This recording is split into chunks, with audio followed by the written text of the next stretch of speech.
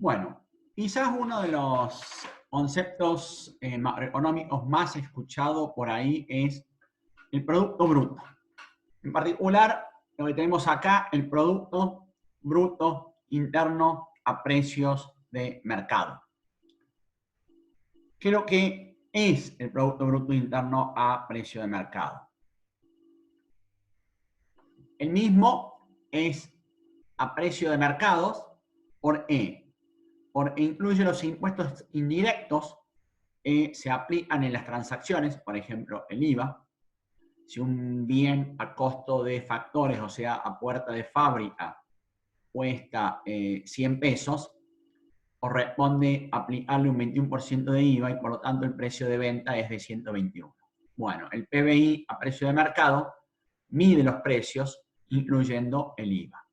Pero es posible, por ejemplo, la empresa que vende tenga un subsidio de 10 pesos. Entonces, al precio de antes de subsidio era de 100, menos 10 pasa a ser 90, y es sobre esos 90 que luego aplicamos el 21% de IVA. Entonces, el producto a precio de mercado tiene incluido el efecto de los impuestos indirectos netos de los subsidios. Ya es igual el PBI a precio de mercado. Bueno, es igual a la suma de el consumo de las familias, el consumo o gasto público, la inversión, las exportaciones, y le restamos las importaciones porque, como señalamos antes, tanto en el consumo como en el gasto del gobierno como en la inversión, hay transacciones que han involucrado bienes y servicios que no han sido producidos en el país, y por lo tanto tenemos que netear eso de manera de tener una medida del valor monetario de los bienes y servicios que fueron producidos en el país. Cuando nosotros vimos nuestro flujo circular muy sencillo, vimos que había un equivalente a el gasto o los flujos de gasto. En nuestro caso era solamente de las familias. Acá hay más agentes. Y ese flujo que iba en la dirección opuesta era la remuneración a los factores. La remuneración a los factores es lo que se conoce como la diferencia entre los ingresos por ventas menos la compra de insumos. Y eso, el total de esa remuneración de factores, es lo que se denomina como valor agregado. Entonces, el método del valor agregado es la diferencia entre el valor de venta, en este caso neto de impuestos indirectos de subsidios, es decir, ahora lo que nos interesa es el precio antes de la aplicación de subsidios e impuestos, menos los gastos en bienes intermedios que las firmas han tenido que llevar a cabo para poder realizar la producción de los bienes y servicios. Entonces, el valor agregado para un determinado sector I es la diferencia entre sus ingresos menos sus costos intermedios, es decir, la compra de bienes y servicios para producir. Acá no se incluyen las erogaciones que son pagos a factores. Ya es la diferencia entre estos ingresos y estos costos intermedios o transacciones intermedias lo que queda para pagarle a los factores productivos. Bueno, así como tenemos el valor agregado para cada sector I, si sumamos sobre los distintos sectores de la economía, tenemos el valor agregado total. Pero como el valor agregado, estos ingresos, no incluyen los impuestos ni los subsidios, estamos obteniendo lo que se conoce como el Producto Bruto Interno a costo de factores. Es decir, nuestro ejemplo anterior era de 100 menos los 10 de subsidio, y sobre los 10 de subsidios el 21 del IVA. En este caso estamos utilizando el valor de 100 de venta antes de impuestos y de subsidios por parte de las fábricas o las firmas que producen los distintos bienes y servicios. Bueno, como les dije recién, esta diferencia entre ingresos y transacciones intermedias es lo que queda para pagarle a los factores productivos, es decir, quienes agregan valor en la economía es los factores productivos, ya que una firma compra bienes intermedios. Si los volviera a vender sin agregarle absolutamente nada, y bueno, los tendría que vender exactamente el mismo precio, y por lo tanto no está agregando valor. Pero al agregarle valor es que permite obtener una diferencia entre los ingresos y los costos intermedios para poder remunerar a los factores. Entonces, el método del ingreso lo que hace es ver los distintos tipos o fuentes de ingreso que tienen los distintos factores de producción. Entonces, por ejemplo, el trabajo recibe sueldos y salarios, el capital, las propiedades y la tierra reciben lo que se puede llamar intereses, alquileres, renta, etc. Y los empresarios son los dueños de las firmas, los dueños del negocio, reciben por su trabajo un beneficio. ¿Va? Entonces, la suma de las distintas remuneraciones a los factores de producción es el valor agregado. Le agregamos los impuestos indirectos netos, es decir, el IVA, por ejemplo, menos los subsidios que las firmas pueden recibir. A su vez, si a eso le agregamos las depreciaciones, tenemos el Producto Bruto Interno a precio de mercado. Bueno, yo, como habrán visto, he mencionado Producto Bruto, Producto Neto, precio de mercado, interno. Hay otra definición más, que la vamos a ver en un rato, es el concepto de Producto Nacional como diferencia del Producto Interno. Bueno, veamos lo que hace la diferencia entre las distintas definiciones. Entonces, antes de pasar a eso, bruto es por incluye las depreciaciones, precio de mercado por incluye los impuestos indirectos netos de subsidios. Entonces, la primera diferencia que queremos hacer es entre producto bruto y producto neto. Bueno, como vimos, el producto bruto incluye las depreciaciones. Por lo tanto, el producto neto debería excluirlas. Es decir, el producto bruto es la suma del neto más las depreciaciones. O el neto es igual a la diferencia entre el bruto y las depreciaciones.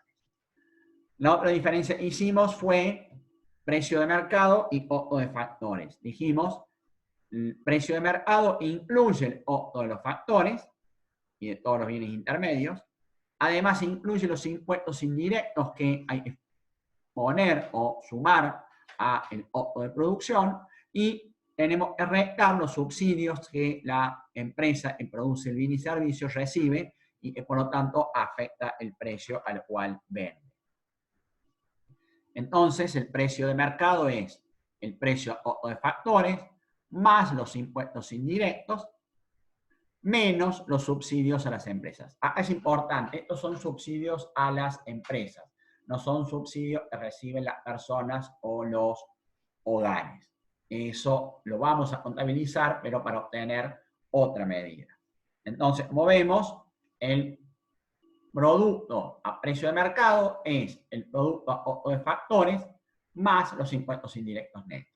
O, equivalentemente, el producto a costo de factores es el de precio de mercado menos los impuestos indirectos netos.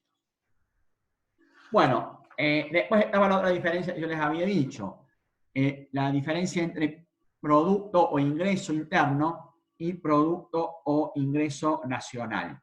Y acá lo que tiene que ver, lo que hace la diferencia entre que sea interno o que sea nacional, es la zona geográfica en la cual se ha generado el valor, es decir, se ha generado el bien y servicio.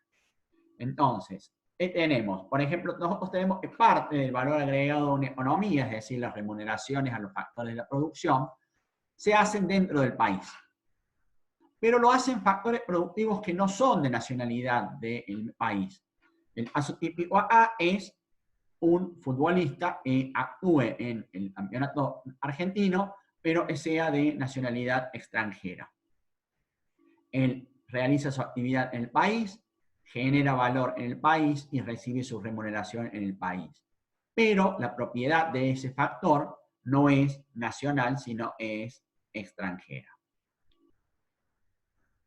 de manera similar, factores de producción de origen nacional generan valor agregado en el extranjero. Por ejemplo, un futbolista argentino que esté actuando en alguna liga del extranjero.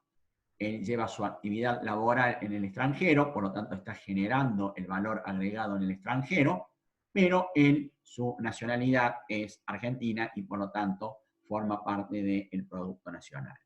La diferencia entre lo que generan los factores nacionales en el extranjero menos lo que generan los factores extranjeros en el país es lo que se llama como el saldo de remesas. Estas son las remesas recibidas desde el extranjero o potencialmente se pueden llegar a recibir, no necesariamente lo que gana un argentino en el extranjero luego lo trae acá, ni lo que un extranjero gana en Argentina lo manda a su país de origen. Entonces las remesas recibidas son aquellas generadas por factores nacionales, pero por una actividad desarrollada en el extranjero. Mientras que las remesas enviadas son las remesas generadas por factores nacionales en el país, pero luego remitidas al extranjero. Entonces, las remesas recibidas son ingresos de factores nacionales ubicados o que desarrollan su actividad en el extranjero, y las remesas enviadas son los ingresos de los factores de nacionalidad extranjera, pero obtienen dicho ingreso en el país. Entonces, el Producto Nacional, si partimos del interno, hay que sumar las remesas recibidas, ya hay gente que es nacional, pero está en el extranjero y recibe un ingreso, y le tenemos que restar las remesas enviadas, es decir, la remuneración a los factores extranjeros ubicados en el país. Entonces, del producto o del ingreso interno pasamos al ingreso nacional. Esta diferencia entre remesas recibidas y remesas enviadas, como vimos, se llama saldo de remesas. El saldo de remesas puede ser positivo, y en este caso vamos a estar sumando, y el ingreso nacional va a ser mayor el ingreso interno. Por ejemplo, eso es algo que sucede para la economía de los Estados Unidos, donde tienen muchas empresas de propiedad estadounidense, pero que realizan actividades en el extranjero y por lo tanto envían remesas hacia los Estados Unidos. Al mismo tiempo, hay empresas extranjeras que realizan su actividad en los Estados Unidos y luego envían sus remesas hacia sus países de orígenes. Bueno, en el caso de los Estados Unidos, es más el monto de las empresas estadounidenses que actúan en el extranjero que lo que las empresas extranjeras obtienen dentro de la frontera de los Estados Unidos. Entonces, los Estados Unidos, el saldo de remesas es históricamente positivo y el ingreso nacional es mayor que el ingreso interno.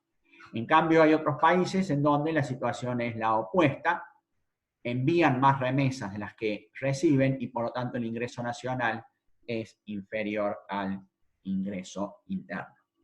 O vamos a ver esto gráficamente. Y bueno, dijimos que la diferencia entre interno y nacional depende de dos cosas: la nacionalidad del factor y el lugar donde se lleva a cabo o donde se genera el valor. Entonces, tenemos los factores nacionales por un lado, los factores extranjeros por el otro. Y la otra dimensión es dentro de las fronteras o afuera de las fronteras. Y bueno, en cualquiera de estos cuadrantes se pueden generar actividad económica. Bueno, todo lo que sea dentro de las fronteras es A y B, corresponde al ingreso interno. Y todo lo que es de nacionalidad argentina, en este caso factores nacionales, es el ingreso nacional. Bueno, ¿cuál es la diferencia entre estos dos? Es el saldo de remesas. Y el saldo de remesas va a ser, el ingreso nacional va a ser igual a más B menos C. Como vemos, a se anulan los B y por lo tanto me queda A más B es el ingreso nacional, o sea, dentro de las fronteras. Una vez que tenemos el ingreso nacional o el ingreso interno, de acuerdo a cuál sea más importante para nosotros trabajar, vamos a seguir con el ingreso nacional. Estamos involucrando toda ella, el ingreso que tenga una contraprestación ¿cómo se llama? En un factor productivo, en un servicio de un factor productivo. Sin embargo, los agentes económicos reciben ingresos sin que estén a cambio prestando un servicio, o sea, un factor productivo.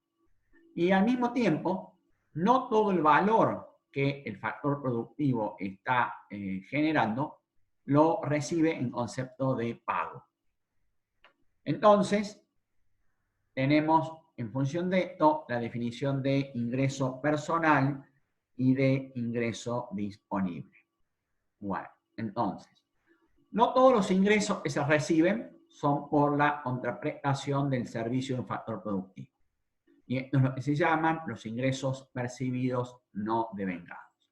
Es decir, yo recibo un ingreso, pero sin hacer algo a cambio. Hacer algo a cambio en el periodo en el cual se está contabilizando. Por ejemplo, vamos a ver quiénes tipo de ingreso entran en esta categoría, y bueno, las jubilaciones y pensiones.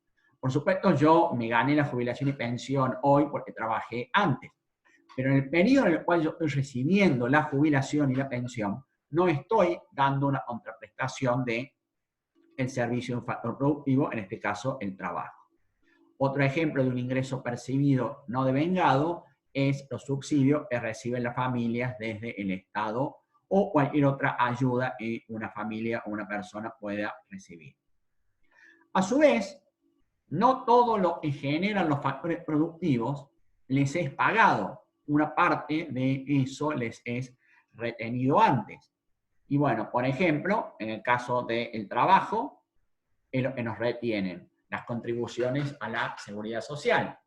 Si a mí me pagan 10.000 pesos, a mi empleador le cuesta más tenerme los 10.000 pesos. ¿Por qué? Porque él está reteniéndome parte de mi sueldo bruto y además sobre ese sueldo bruto él está aportando algo más y esas son las contribuciones a la seguridad social. El monto tiene la contraprestación real, es mi trabajo, pero no lo recibo yo. Por lo tanto, lo he devengado, pero no lo he percibido. Después, las empresas generan beneficios, los beneficios son parte del valor agregado, pero no necesariamente luego son distribuidos entre los accionistas o dueños de las empresas. Por lo tanto, no están disponibles. También tenemos los impuestos directos sobre los beneficios de las firmas. Una firma puede obtener un determinado monto de beneficio, por ejemplo, no sé, 1 millón de pesos, y tiene que pagar impuestos. El 35% en el caso de Argentina, la tasa a las empresas. Es decir, ese millón de pesos ha sido generado por el factor empresario, es la remuneración al factor empresario, los beneficios, pero 350.000 pesos en concepto de impuestos que han sido generados no son percibidos por los empresarios o dueños de las firmas. Y, por supuesto, están los beneficios de las empresas del Estado, ya que ahí no hay un accionista, una persona que pueda recibir esos beneficios, ya que el Estado de sus empresas no hace distribución de beneficios. Entonces, en este caso tenemos el ingreso personal, es el ingreso nacional menos lo hemos devengado y no percibido, por eso lo restamos, porque no lo estamos percibiendo, más aquello hemos percibido, por ejemplo, estos dos, pero no lo hemos devengado. Esto lo generamos, pero no lo podemos recibir, y por lo tanto lo restamos del ingreso nacional. Esto lo estamos recibiendo más allá de que no lo hayamos generado nosotros. Y esto es el ingreso disponible. Y el ingreso personal. Y por último tenemos el ingreso disponible. Por último, una vez que tenemos el ingreso personal, es decir, todo lo que hemos generado de valor, menos lo que generamos pero no recibimos, más lo que recibimos pero no generamos. Sobre eso, además, los agentes económicos, las familias, los individuos, tienen que pagar impuestos, tasas, etc. Por ejemplo, en el caso de los asalariados o de los que están registrados en impuestos a las ganancias de las personas físicas, pagan impuestos a las ganancias, tienen un determinado nivel de bienes, de propiedad de bienes, casas, autos, dinero en efectivo, etcétera, pagan impuestos en los bienes personales. Las provincias y los municipios no cobran el impuesto, tasa inmobiliaria, etcétera, etcétera. Entonces, del ingreso personal no es todo eso que podemos dedicar nosotros luego a consumir o a ahorrar, no. Tenemos que pagar impuestos directos. Y una vez que deducimos esos impuestos directos, finalmente tenemos el ingreso disponible. Y es este ingreso disponible el que luego decidimos qué hacer con él. Consumirlo o, alternativamente, ahorrar. Entonces, recapitulando las relaciones que hemos visto hasta ahora y partiendo del método del gasto, el consumo más el gasto del gobierno, más la inversión, más las exportaciones, menos las importaciones, dijimos, es el PBI, el Producto Bruto Interno a precios de mercado, bruto porque la inversión incluye las depreciaciones, interno porque ha sido dentro de las fronteras, a precio de mercado porque incluye los impuestos indirectos netos de los subsidios. Si sumamos el saldo de remesas, pasamos de interno a nacional. Si restamos las depreciaciones, pasamos de bruto a neto. Si restamos los impuestos indirectos netos a subsidios, pasamos de precio de mercado a costo de factores. El producto neto nacional a costo de factores es lo que se conoce como ingreso nacional. En otra cosa, el ingreso neto nacional a costo de factores. Luego, hay valor que hemos generado, pero que no lo percibimos, y hay valores o ingresos que percibimos que no tienen una contraprestación, es decir, que no lo hemos devengado o generado. Bueno, del ingreso nacional pasamos al ingreso disponible. Del ingreso nacional al ingreso personal. Y por último, anteúltimo, una vez que tenemos el ingreso personal, tenemos que cumplir nuestras obligaciones tributarias directas, a no las indirectas, porque el pago del IVA está cuando están los impuestos indirectos netos, pagamos nuestras obligaciones tributarias directas y tenemos el ingreso disponible. Y con ese ingreso disponible finalmente podemos decidir qué hacer, consumir o ahorrar. Si partimos del método del ingreso, tenemos que sumar las remuneraciones a los factores de producción. En este caso, de nuevo, las remuneraciones brutas, más allá de que las hayamos recibido o no. Bueno, en el primer caso tenemos los sueldos y salarios, es lo que incluye los aportes patronales y los personales. Luego, cuando los saquemos, vamos a obtener el ingreso personal. Más todas las remuneraciones del capital, que puede ser en concepto de intereses, renta, alquileres, beneficios de empresas públicas, beneficios de empresas privadas, antes del pago de los impuestos. Y eso nos da el ingreso neto interno a costo de factores. ¿Por qué? Porque acá nos estamos preocupando de contabilizar solo a aquellos factores, los factores que están ubicados dentro de las fronteras del país, de ahí es interno. Y neto porque no incluye los impuestos indirectos netos de subsidios. Bueno, si le sumamos las depreciaciones, pasamos de neto a bruto, y si sumamos los impuestos indirectos netos de subsidios, pasamos de costo de factores a precio de mercado, y el ingreso bruto interno a precio de mercado es lo mismo que el producto bruto interno a precio de mercado. Entonces, como ustedes ven, dependiendo de en dónde estemos, podemos pasar de un agregado a otro, haciendo las sumas y las restas correspondientes. Bueno, y por último, una distinción entre producto y oferta. Nuestra condición por el lado de, del equilibrio que vamos a ver en la próxima unidad es que la cantidad de bienes que la economía ha producido tiene que ser consumida por algún tipo de agentes. Por agentes locales o por agentes extranjeros. Y como acá estábamos incluyendo algunos consumos de bienes que no habían sido producidos internamente, le restábamos las importaciones. ¿Ah? Es decir, acá incluimos bienes y servicios que no se produjeron en el país. Bueno, esto es la oferta y esta es la demanda agregada. Ahora bien, ¿cuál es la disponibilidad de bienes que una economía tiene para consumir o para venderle al extranjero? Y bueno, es lo que produce más lo que le venden de afuera. Y esto es lo que se llama la oferta global.